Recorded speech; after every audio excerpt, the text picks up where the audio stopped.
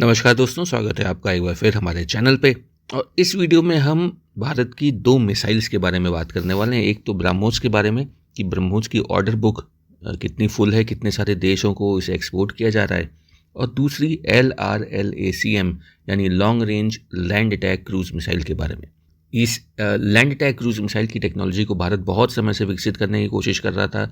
इसी प्रोजेक्ट को पहले निर्भय क्रूज मिसाइल के नाम से जाना जाता था, लेकिन वो मिसाइल कहीं ना कहीं सक्सेसफुल नहीं हो पा रही थी क्योंकि इंपोर्ट डिपेंडेंसी बहुत ज़्यादा थी। बहुत सी क्रिटिकल टेक्नोलॉजीज़, उस मिसाइल का इंजन, ये सब भारत इंपोर्ट करता था। उसकी जो सीकर टेक्नोलॉजी है, इनर्शियल गाइडेंस टेक्नोलॉजी, उन सबको इंपोर्ट किया जाता था, जिसकी वजह से वो मिसाइल प्रॉपरली वर्क नहीं कर पा रही थी। लेकिन धीरे धीरे ओवर टाइम भारत ने पूरी तरह से इस मिसाइल की टेक्नोलॉजीज़ को इंडिजिनाइज कर दिया है। अब इस मिसाइल के सारे कंपोनेंट भारत में बनते हैं, इसका इंजन भी भारत में बनता है। तो इसलिए अब इस मिसाइल को बना पाना भारत के लिए ज़्यादा इजी हो गया, ज़्यादा रिलायबल हो गया और फाइनली भारत ने LRLACM मिसाइल को बना दिया। जून 2026 यानी इसी महीने इसका फ्लाइट टेस्ट किया गया APJ अब्दुल कलाम आइलैंड से। मिसाइल ने अपने सारे प्राइमरी डेवलपमेंट और मिशन पैरामीटर्स को अचीव किया। ट्राई सर्विस एसेट है ये, यानी तीनों हमारी आर्मी, नेवी और एयरफोर्स इसका इस्तेमाल करने वाली हैं। 100% इंडिजिनस सब सिस्टम इसमें यूज़ हुए हैं जिन्हें इंडियन डिफेंस कंपनीज ने बनाया है। एक रिलायबल स्टैंड ऑफ वेपन की तरह यूज़ होता है, जो क्योंकि आप 1000 से 1500 किलोमीटर दूर से इसे लॉन्च कर सकते हैं। हवा से लॉन्च कर सकते हैं, पानी से लॉन्च कर सकते हैं, ज़मीन से लॉन्च कर सकते हैं। और बहुत ही ज़्यादा डिफेंडेड हाई वैल्यू जो लैंड टारगेट्स होते हैं, जहाँ पे प्लेन को भेज पाना वगैरह या ड्रोन्स को भेज पाना मुश्किल होता है, वहाँ पे इस तरह की क्रूज़ मिसाइल बहुत ही ज़्यादा इफेक्टिव होने वाली है। इसके अंदर एक एडवांस्ड टर्मिनल सीकर टेक्नोलॉजी लगी हुई है, जिसकी वजह से जो सर्कुलर एरर प्रोबेबिलिटी है इस मिसाइल की, वो बहुत ही ज़्यादा कम है। सर्कुलर एरर प्रोबेबिलिटी क्या है कि अपने टारगेट के कितनी दूरी पे मिसाइल आके गिरेगी, एरर कितना है। उस मिसाइल को तो उस टारगेट पे गिरना चाहिए, लेकिन एग्जैक्टली टारगेट पे मिसाइल नहीं गिरती है, उसके अराउंड एक सर्कुलर एरिया में वो कहीं पे भी गिर सकती है। अब वो गिरने की दूरी कितनी है, ये सर्कुलर एरर प्रोबेबिलिटी कहलाती है। चूँकि इसका टर्मिनल सीकर टेक्नोलॉजी बहुत ही ज़्यादा एडवांस है, इसलिए इसकी सर्कुलर एरर प्रोबेबिलिटी बहुत कम है, जो इस मिसाइल को बहुत ही ज़्यादा एक्यूरेट और डेडली बनाती है। इसकी टेक्निकल स्पेसिफिकेशन की बात करें तो 1000 किलोमीटर से 1500 किलोमीटर दूर ये स्ट्राइक कर सकती है। सबसोनिक स्पीड है, सुपरसोनिक नहीं है ब्रह्मोस की तरह, सबसोनिक स्पीड है। उसकी स्पीड मैक 0.7 से लेकर मैक 0.9 होने वाली है, यानी आवाज़ की स्पीड के 0.7 से 0.9 के बराबर इसकी स्पीड होने वाली है। 4.5 किलो का हाई एक्सप्लोजिव कन्वेंशनल वॉरहेड ये अपने साथ ले जाने में सक्षम है। Extremely low altitude sea skimming and terrain hugging flight है इसकी, यानी जो क्रूज मिसाइल्स होती हैं वो बैलिस्टिक मिसाइल की तरह नहीं चलती हैं कि वो ऊपर आसमान में जाएं फिर एक पैराबोलिक पाथ को ट्रेस करते हुए नीचे गिरें। क्रूज मिसाइल ज़मीन या पानी के काफ़ी करीब उड़ती हैं, वो उतने ऊपर आसमान में नहीं जाती, वो काफ़ी नीचे उड़ती हैं ताकि वो रेडार्स की पकड़ में ना आए। तो जो क्रूज़ मिसाइल है, जिस कैटेगरी को ये land attack cruise missile belong करती है, तो ये ज़मीन से काफ़ी पास चिपक के चलेगी। सिमिलरली जो समुद्र है उसके भी काफ़ी पास ही चलेगी, ना कि आसमान में ज़्यादा जाएगी, जिसकी वजह से इसे डिटेक्ट कर पाना मुश्किल होगा और इसलिए मिसाइल बहुत ही ज़्यादा स्टेल्दी होने वाली है। वे पॉइंट नेविगेशन और resilient terrain contour matching algorithms की वजह से इसका एवियोनिक्स बहुत ही बेहतरीन है।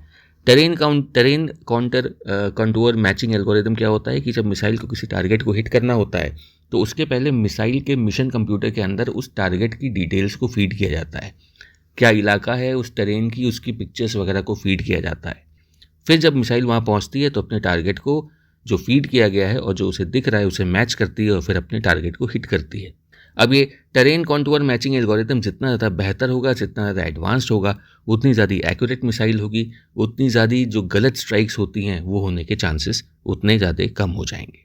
इसके अलावा पूरी तरह से अडेप्टेबल है, मोबाइल लैंड लॉन्चर से भी लॉन्च हो सकती है और नेवी के वर्टिकल जो लॉन्च ट्यूब्स होते हैं जो शिप्स में लगे होते हैं उससे भी लॉन्च हो सकती है और इसका एयर लॉन्च वर्जन भी बन रहा है।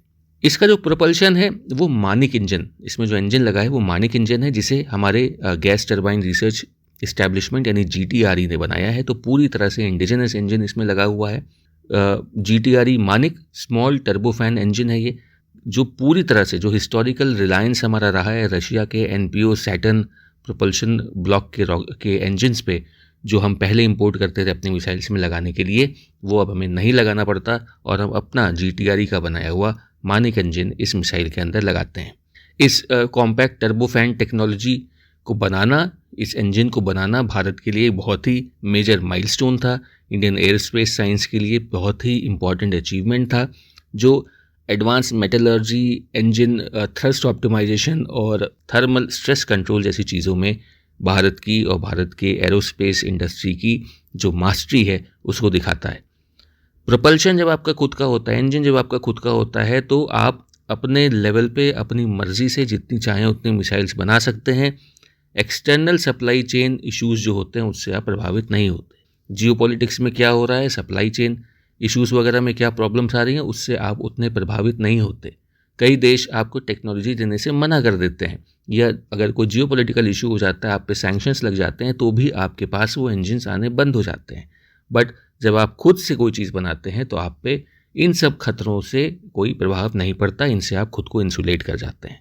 इसके अलावा इसकी जो सबसोनिक क्रूज स्पीड है उसको जो यूज़ करता है बहुत ही बेहतर तरीके से रेडार इवेडिंग लो ऑल्टीट्यूड फ्लाइट प्रोफाइल्स को अचीव करने में।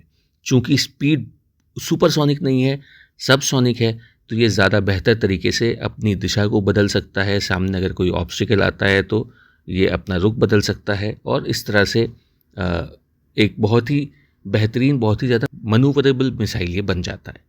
इसकी एवोल्यूशन की बात करें तो निर्भय बेसलाइन से शुरुआत हुई थी, जिसमें मैंने आपको बताया बहुत सारे इश्यूज़ आ रहे थे क्योंकि सिस्टम्स बहुत सारे इम्पोर्टेड थे। फिर सिस्टम्स को अपग्रेड किया गया, उन्हें इंडिजनाइज किया गया। अब हम खुद इंजन से लेके ऑलमोस्ट सारे सब कंपोनेंट्स को बनाते हैं, तो इसलिए अब हम एक रिलायबल टर्मिनल परफॉर्मेंस वाली मिसाइल को बना पाए हैं जो कि एक लंबे समय तक इंडियन फोर्सेस को सर्व करने वाली है।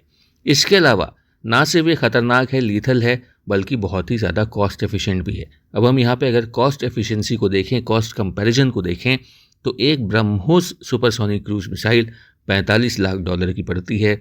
वहीं यूएस की यानी अमेरिका की जो टोमाहॉक मिसाइल है, जिससे इस मिसाइल को कंपेयर किया जाता है क्योंकि दोनों के फीचर्स बहुत ही ज़्यादा सेम हैं, तो अमेरिकन टोमाहॉक का ही ये देसी वर्जन है हमारा long range land attack cruise missile.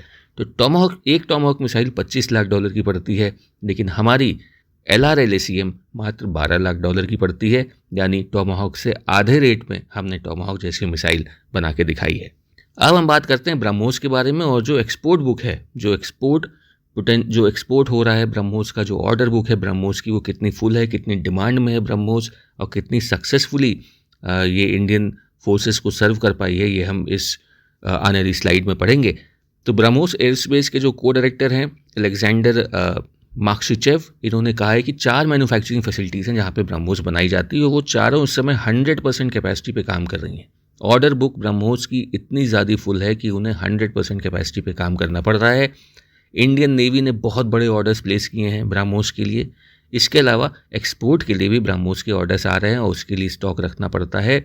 Army के पास जो रिक्वायरमेंट्स हैं, एयरफोर्स के पास जो रिक्वायरमेंट्स हैं, इन सब ऑर्डर्स को फुलफ़िल करने के लिए इनकी ऑर्डर बुक में बहुत ज़्यादा बैकलॉग है अभी, और उसे क्लियर करने के लिए इनकी फैक्ट्रीज़ को लगातार काम करना पड़ रहा है। फिलीपींस को हमने ऑलरेडी ब्रह्मोस डिलीवर कर दी है। इसके अलावा वियतनाम और इंडोनेशिया बहुत ही एडवांस्ड स्टेज पे हैं भारत के साथ ब्रह्मोस की डील को साइन करने के, और जल्दी ही हम ये देख सकते हैं कि भारत की ब्रह्मोस वियतनाम और इंडोनेशिया की मिलिट्रीज़ को भी सर्व कर रही होगी। इसके अलावा तीनों wings of the army, Indian army, navy, air force, तीनों में ब्रह्मोस मिसाइल का इस्तेमाल होता है। तो ब्रह्मोस इज़ डूइंग वेल, और ब्रह्मोस का अपना एक अलग ही लीग है। Supersonic cruise missile, one of the best in the world, तो वो अपने हिसाब से अपना काम कर रही है। जहाँ तक लैंड अटैक क्रूज मिसाइल की हमारी बात है, तो उसका जो एक्टिव इंडक्शन का पाथ है वो हम यहाँ पे देख रहे हैं कि 2026 से validation of initial development flight test ये शुरू हो जाएगा। 2026 के एंड में initiation of user assistance tri services testing navy, army और IAF के साथ ये शुरू हो जाएगी।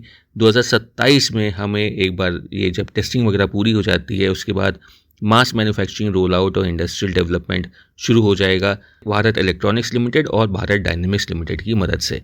2028 से हम इसका एक्सपोर्ट डिप्लॉयमेंट भी शुरू कर सकते हैं, क्योंकि ब्रह्मोस हमारी ऑलरेडी बहुत ही बेहतरीन मिसाइल है, बहुत ही ज़्यादा एक्सपोर्ट हो रही है, उसके ऑर्डर्स फुल हैं। ब्रह्मोस की सक्सेस को पिगी बैक करते हुए, उसको कॉपी करते हुए हम अपनी LRLACM मिसाइल को भी अपने पार्टनर कंट्रीज़ को पिच कर सकते हैं और भारत के डिफेंस एक्सपोर्ट्स को फर्दर पुश कर सकते हैं। तो ओवरऑल बहुत ही अच्छा ब्रेक थ्रू रहा टेक्नोलॉजी के टर्म्स में। खास करके ब्रह्मोस तो ऑब्वियसली काफ़ी समय से हमारे साथ है, हम उसकी कैपेबिलिटीज़ को बढ़ा रहे हैं, उसकी रेंज को बढ़ा रहे हैं, लेकिन पूरी तरह से एक इंडिजिनस मिसाइल बनाना, एक क्रूज़ मिसाइल बनाना, वो भी एक long range attack cruise missile बनाना, ये एक बहुत ही इंपॉर्टेंट सिग्निफिकेंट टेक्नोलॉजिकल अचीवमेंट है, एडवांसमेंट है, जो भारत ने और उसके एरोस्पेस इंजीनियर्स ने अचीव किया है।